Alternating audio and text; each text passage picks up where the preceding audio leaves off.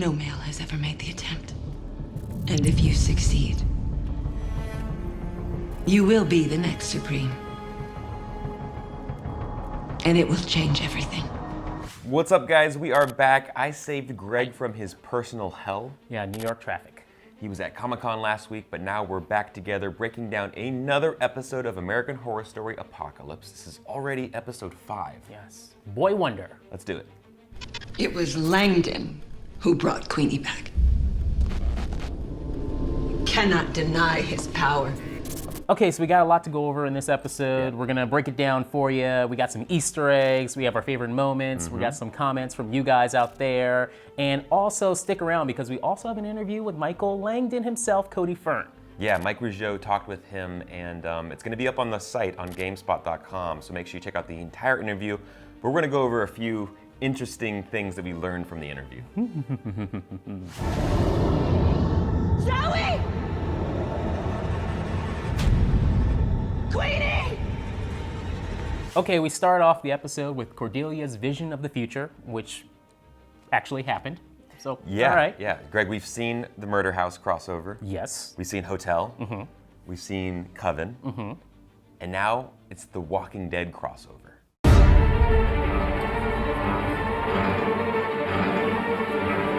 Is that show still on TV? I think so. Now, this was super obvious to me. The laughing white demonic face. Yeah. It was Michael Langdon, right? Yeah, it's Mike right There's there. like no question at all. I guess it's one of those things where like you're having a dream, so you don't really know. You can't really see all see the the details. monster. Yeah, you can't It's see like all the when details. Yeah, when you're running away, you just forget some things. Yeah. So white face. All right, cool. I got it, I guess, but still, it's Mike. I was like, it's pretty obvious, guys. It's Michael Langdon. Do not let him get this powerful. It's gonna end up badly.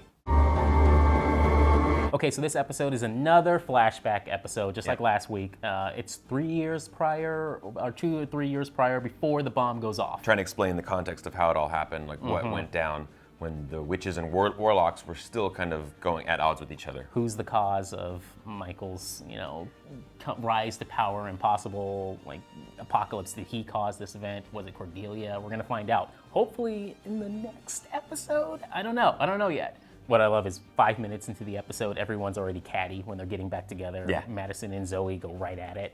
Did you guys even know I was dead? We knew. Madison's still hard to like, but Zoe and Madison going back and forth was perfect. Picked right off where Coven left off. It was like the perfect, it feels just like Coven did. And obviously the big question here is, should Michael be allowed to take the 7 wonders, the test of the 7 wonders? No. Myrtle is like, hell no, he's not a woman, like he can't do this stuff, that doesn't happen.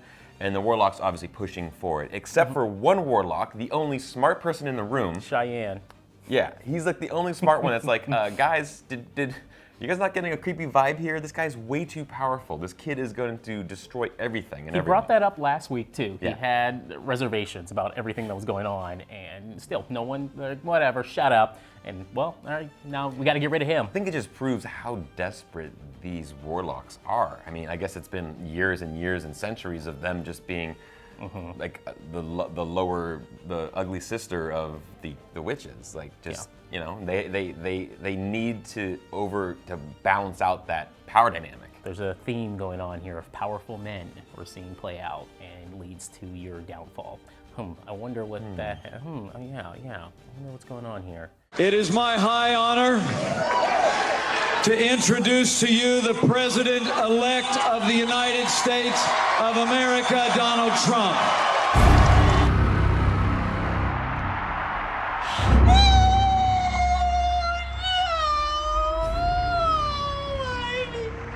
And then we got a cool little Easter egg for those of you who watch Roanoke, Blood Moon. Yeah, so the 7 wonders test is going to go down on the blood moon, right? And that's back at Roanoke, the colony, the ghost would come back on that blood moon and be able to kill all the all the human beings. Yes. So a nice little tie-in with Roanoke. We didn't think we were going to get a Roanoke tie-in, but that's awesome. We may get another one because, Scathach is out there somewhere. Could she be related to one of these witches, maybe?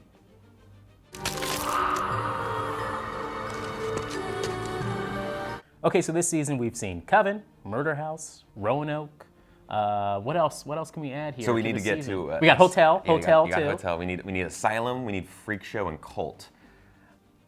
I don't know. I can see Colt. Colt's see easy. Colt, Colt's yeah. easy because of the apocalypse. They can bring that up. You're saying like the orange dude caused And it or something. Freak Show, remember when they said Hellmouth? Remember Freak Show? Literally, the entrance to Freak Show was that mouth, and she said, I'm entering the gates of hell. Dot said, I'm entering the gates of hell. I don't know, they could squeeze that in. Asylum, I would love to see Asylum. I don't know how they're going to do it. Michael Langdon, I guess, could go anywhere. True. Anywhere he wants to. That's true. I don't know, but what do you guys think? Let us know in the comments how you think the other crossovers, if they can get every season in here. It would be quite a feat if he could make it all work and no twisty. Make it make sense. No twisty. I'm out. Greg hates clowns, you guys remember, so yeah. No, I'm gone. So on the witches side, the Myrtle versus Cordelia dynamic is pretty interesting. And Frances Conroy she's amazing as Myrtle in this show. I mean, all the shade against all the warlocks obviously is one thing. Yes. But the fight to get Cordelia to just kind of wait out and delay the Seven Wonders and wait and see if one of their witches will kind of rise and show her true powers, Mallory. It's a pretty interesting dynamic between those two. The old versus the new kind of way of thinking. I thought they would also add a line of why she decided to come back, or why How'd they you get didn't. here? Even there, I thought they would just throw in one little line. No, Yeah. not yet. Because she was really adamant about dying at the end of Coven. Very. And now she's like enjoying, I mean, I'm all for it. Her costume design right now this season is on point. You know the Alpha is a child's tale, a lullaby impotent men tell flaccid little boys to make them believe one day they'll be something special. Now, one of the funniest parts of this episode, I have to say, is when we got a little background on Coco, how she arrived at Miss Robichaux's academy, and her whole background of becoming a witch. She's a gluten detector. Okay. It's a very LA witch. Very, and I'm waiting for someone who was writing that screenplay to go, what's her power? Got it, gluten. Yeah. That Cordelia would just accept her still is awesome, because I'm trying to think, like Professor X, you just saw the back of his bald head roll away. It's like, oh, what's your power? Gluten, get the out of here. This is Coco, and it's her first day. Do you think you could show her around, help her get settled? Sure. Hi. Welcome to Robichaux. Interesting little tidbit there is that her dad, Coco's dad, extremely well off, rich, paid a lot of money, donated a ton of money to the academy. Yes, that seems important, and also he was there in that scene too. He was actually at the academy, so I wonder if there's going to be more with him later on. Yeah, I think the big picture is, the joke is the gluten, but she can sense when she has like spidey sense, like LA spidey sense for gluten obviously, but also for other things if bad things are about to happen. Spoiler alert, Michael's, he's got a gluten allergy, boom. That's how we kill him. Now, we touched on this before, but John Henry Moore is the one warlock who is the smart one of the group, let's say, actually using his brain, but it doesn't turn out too well for him. No, because Ms. Mead was in on helping Michael from the get-go. The second she showed up, I was like, wait, where, what, why, how? You don't want to know how? How? I'm a devil mama. Yes, she's the devil mama. That is true. At the same time, I wonder what's up with their powers here. What's going on with the warlocks? He couldn't. Yeah. He couldn't do anything. He couldn't even knock her back even after the Achilles thing. I had a problem with this. It's way too easy to kill a warlock. I mean, it was a gruesome kill, by the way. Shout out to Ms. Mead, but if you're a warlock and you're this powerful and you just threw a guy across the room and stuck him to the wall, you're telling me at a gas station, if you get jacked at a gas station? Yeah. Okay. You need to be able to defend yourself. At the same time, I wonder if this is just a little inside joke with Ryan Murphy with Cheyenne Jackson, how he kills him off each season. That's a good point. The throat slash or something Nail close gun. to that. Yep, every season. So then we find out the Grand Chancellor Ariel was in on it a little bit. He knew of the defection by John Henry, so he had to stop that. But at the same time, when he's gone, Meade lets Michael know, hey, don't let anybody know about your dad. He knows about John Henry. Does? Yeah, just don't talk about your father. Yeah, there's a distinction between Michael and his devil mama. They're on one side and they're doing nefarious things. They're not on Team Warlocks at all. No, not at all. They have another motivation. She's like, shut they know, shut up. they know all about the prophecy and he's going to change the world and the end of times will come. So he's using the Warlocks and the position he has within them to then get in good with the Coven, destroy the Coven from within. So, a nice little touch there of don't let him know who your dad is. Ms. Mead obviously knows where Michael came from and how horrible he is. Because they may know, oh, that's how he's got his powers, Right. and we gotta just stop this right now. And then we got a nice little callback to Coven with the little old school silent film reels for the Seven Wonders test. It was really, really cool. I thought it was gonna be a little bit more gruesome, but I actually liked it, the way they took it with like the little mouse. Yeah. It's like, oh, it's back, hey. Yeah, and clearly Michael was, gonna breeze through this test. So they had to make it a little bit harder for him. This is, all right, a bonus round. Yeah, go bonus get round. Misty Day, cool. Go get Misty Day. So, he has to go down to Misty Day's personal hell and bring her out of it and make it back himself, which he was like, initially the Warlocks were like, this is not fair, you're changing the rules. But the bottom line here is that Cordelia had kind of different motivations, right? She wanted to get all of her witches back. Bring them back, yeah. Which brings us to, where's our girl? Where's Nan? Free Nan. Ever since my drunk and disorderly, I get blamed for all kinds of shit that I didn't do. But you did it. You killed the man. I get it, bitch. You're clairvoyant. Okay, I understand why Nan's not there. Because of her one power, she can read everyone's mind. She would have just read Michael's mind and immediately stop. Okay, I understand why Nan's not back. She could have easily just read everyone's mind, including Michael's, and then just said, oh, he's the devil, kill him. Exactly. Roll credits. Roll credits. Season over. She is the key, actually, to defeating him. Oh. Guys, that guy wants to end the world. Guys, Yeah. that's the Antichrist. Hey, let's stop him. Well, Nan won't be back. I think maybe Addie could be back. If they do it that way, I don't know. At the same time, Addie, she didn't die in the house. She didn't die in the murder house, so she was just outside. They got her right to the steps of the murder house, right? There can be no doubt. You are the next. So Michael passes all the tests, even the hard extra credit one, and Cordelia is like, okay, I have to make you the Supreme then. I mean, you've proven yourself. I guess that's it. Yeah. And they stopped saying Alpha. They Yeah. kept saying Supreme.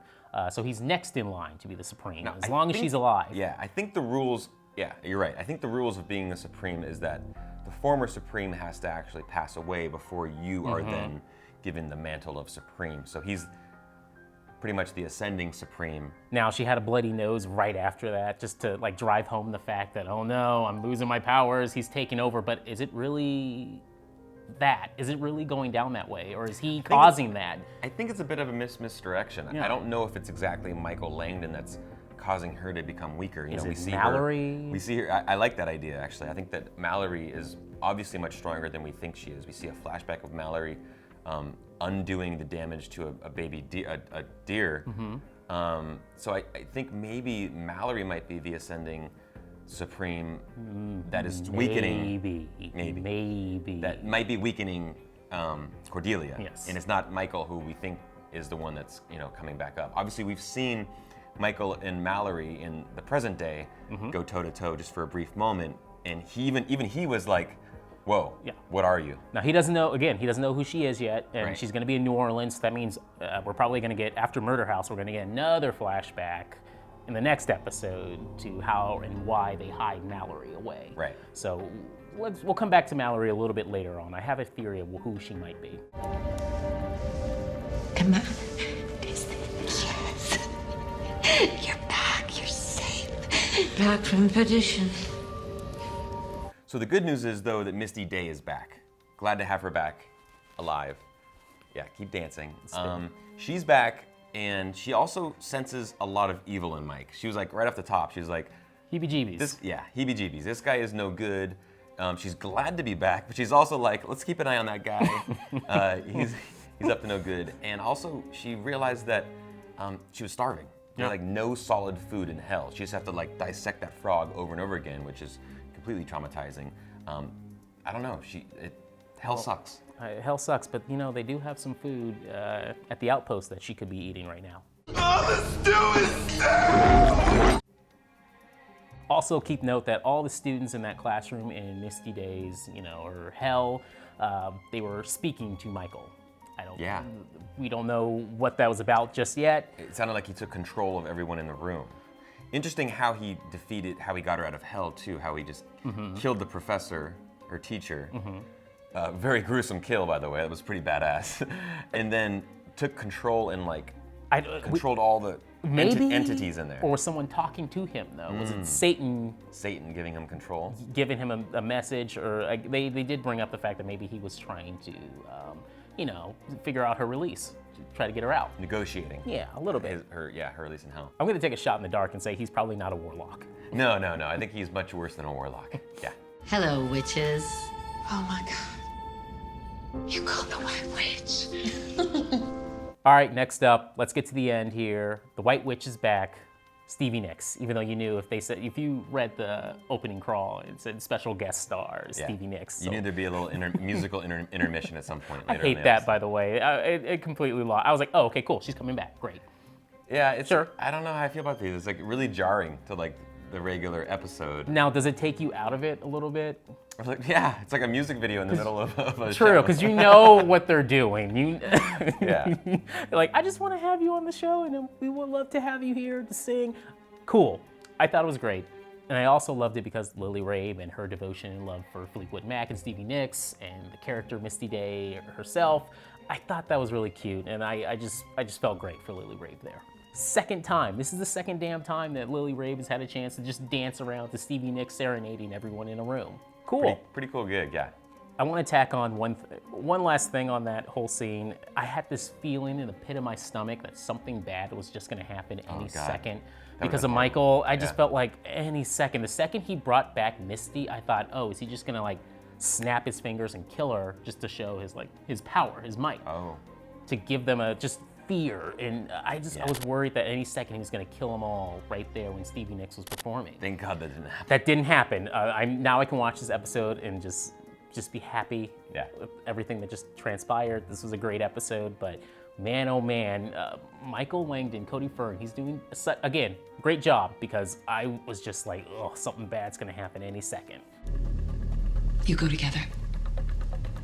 Great. I claim the aisle seat. The destination. What's so special about this place? So the episode ends with an epic cliffhanger. Cordelia's plan is to send Madison and behold Chambly. Yes, Billy Porter. Best name ever. God. They're gonna go back to a special location to dig up more dirt on Michael. And what is that location? Oh, it happens to be f***ing Murder House. The f***ing Murder House.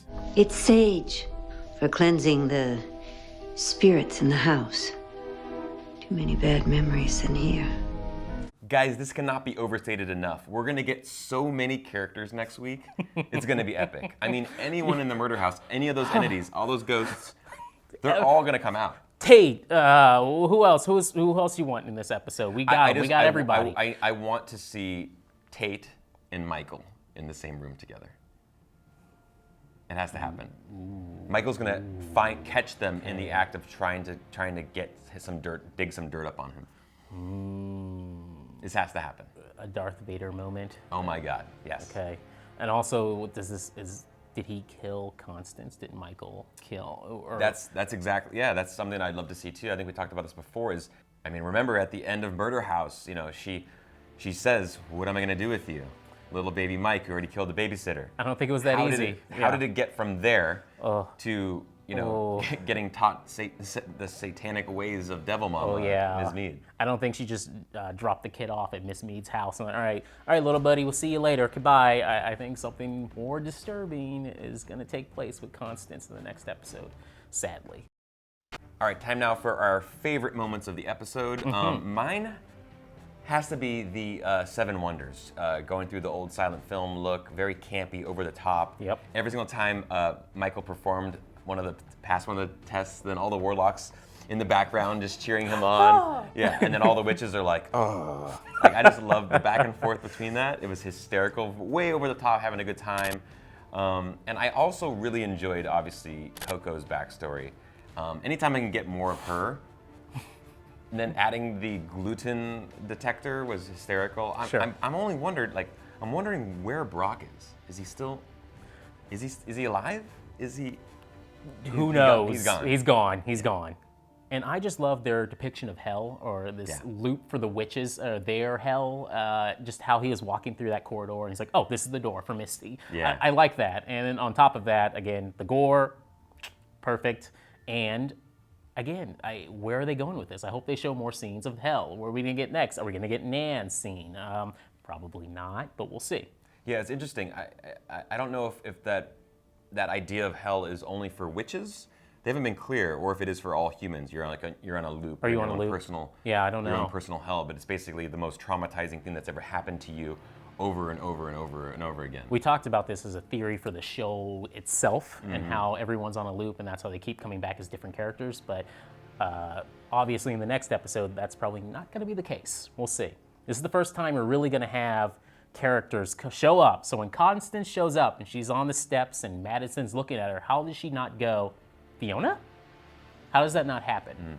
So they're gonna have to explain it in this episode. We'll see. Or they're just gonna, I have a feeling they're just gonna ignore it entirely. They're not gonna bring it up, and these are different, separate characters, not twins or anything like that. They may not even make a joke about that either. I don't think they're gonna bring that up at all. Okay, now it's time for the comment section. Everyone, keep them coming because we love these comments. Every single week, we're gonna try to put them on display for you. And let's jump right into it. First one up on YouTube, Miss Vanjie had a funny comment. Loki hoping for one of the witches to go, not today, Satan, sometime in the series. Not today, Satan. Not today. Bianca Del Rio. Oh yeah, it's gonna happen. I'm trying to figure out who's gonna say it. Yeah. Is it gonna be Madison? It seems like a Madison thing, but it could be Queenie. I'm gonna go with Queenie. Queenie's gonna say it. Another YouTube comment, this one from YSM, quoting from Murder House, the devil is real and he's not a little red man with horns and a tail. He can be beautiful because he's a fallen angel and he used to be God's favorite. That's an interesting way to look at Michael Langdon, that he's not bad. We're gonna talk about that more later on once we get into the interview that Mike had with Cody Fern. Interesting idea that he's not a bad guy to say, or he doesn't believe himself to be a bad guy, but I mean, come on. It's the Antichrist. Yeah. Also over on Twitter, I got this tweet from Courtney. Thank you for tweeting me. Love the AHS recaps theory. Is Mallory maybe a descendant, reincarnation of the original Supreme Scathach from Roanoke? They both seem to wear snazzy crowns. Right when I saw this, I really like this idea. That's a good theory. But she's also one of the most powerful young witches that we've seen. At the same time, what if she's not a witch? Just how Angel? Yes, just how Michael is not really a warlock. We're looking at maybe, again, Alpha, Omega. Are we dealing with like this Christ-like figure coming back? And also the crowns on her head are thorns. So again, crown of thorns, Christ-like figure here. That's a good point. So I think we're going down that route with Mallory. I don't know if she's gonna be a witch. Listen, Greg, I just want Lady Gaga in the show, okay? You're gonna get her. I think you're gonna get Lady Gaga. I feel like they're gonna drop that at some point. Hopefully. I hope so. Time now for our favorite theories, questions, predictions that we have moving forward. Remember, let us know what you guys are thinking in the comments below, and we'll read them off next week. First off, I definitely think Cordelia is gonna die this season. Yeah. She's gonna sacrifice herself for the rest of the witches and for the world in general. I think that she can't make it through. So whatever happens here, no matter what, if there is some kind of weird time travel thing to try to fix everything, she's gonna die? I think so. Okay, all right, I can see that. I think she's gonna definitely sacrifice herself in some way. Yeah. Okay, and Timothy and Emily,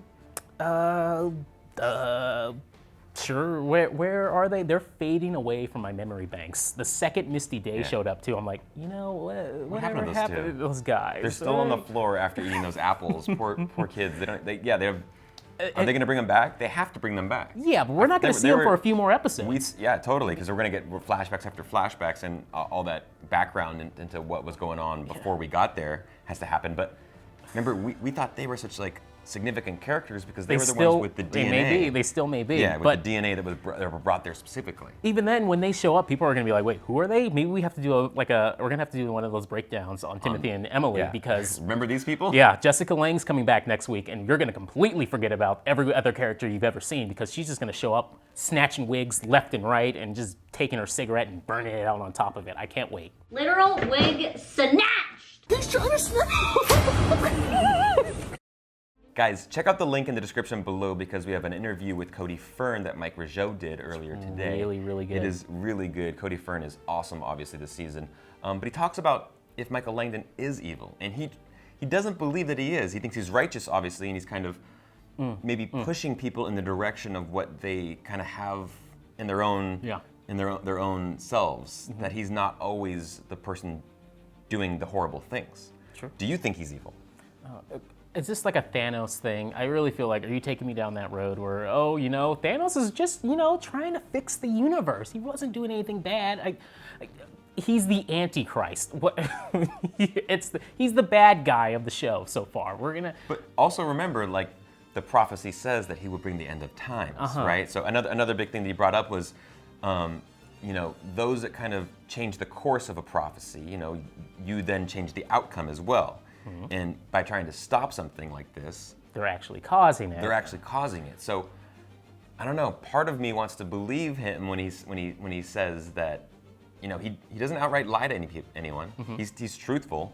Maybe he's, his intentions are not what one would expect. Yeah, there actually was a sanctuary. Right. There's a sanctuary out there somewhere still. We're gonna figure out what it is later.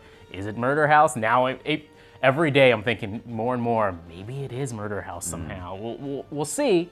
But at the same time, one thing from that interview that hit us over the top was that it may not be Michael's fault for the apocalypse. It could be someone else. I'm looking at you, Cordelia. I don't know. Cody also told Mike that there are some hints in the episodes before that we haven't really caught on yet. And there's some clues. There's a lot of clues out there. So we were kind of scrubbing through the last few episodes trying to think of what he could be referring to. The conversation that he had with Satan himself. Yes. Interesting, about there's one witch that he found the one, he thought he'd wiped them all out. So is Mallory not a witch? Is she something else? Is she something else, yeah. One thing that keeps bugging me is the scene with Dina, I think it's episode 2 or 3, where she talks about the Hardy Boys. With Time in a Bottle, and how she loved the song, and how a certain episode of the Hardy Boys where one of the characters' lovers dies. And the song plays. I'm trying to find that episode because I feel like maybe that is a bigger piece to the puzzle here for what's going on for the future of this show. We'll see. If someone could find that episode, let me know in the comment section down below because I'm looking everywhere for it. We just need to remember that Michael tempted everyone. He's more of a temptation, right? Yes. He tempted Gallant to kill his grandmother. He tempted Emily and Timothy to sleep with each other. He left the MacBook out there on purpose. Yeah, yes. He did. He's temptation. It's like he's pouring the gas, but he didn't light the match. Yes. He's not becoming the tool to pull out to do the whole thing. He's actually just kind of tempting and playing like a game of chess, putting everything in place and letting everyone kind of do what they want to do with it. Leading towards Cordelia again. Right now, we're looking at Cordelia. She may have caused this by some mistake, but at the same time, it's still Michael. He's still the Antichrist. Come on, everyone. All right, guys, that's it for us this week. We're gonna argue about this all day, but let us know in the comments what you think is going on, what predictions you have for next week. It's Murder House week. We are excited. And also, we're gonna do more of these character breakdowns each and every week, so let us know what characters you wanna see us dive into. Nan. Free Nan. Twisty. I'm out. All right. Twisty. No. Twisty.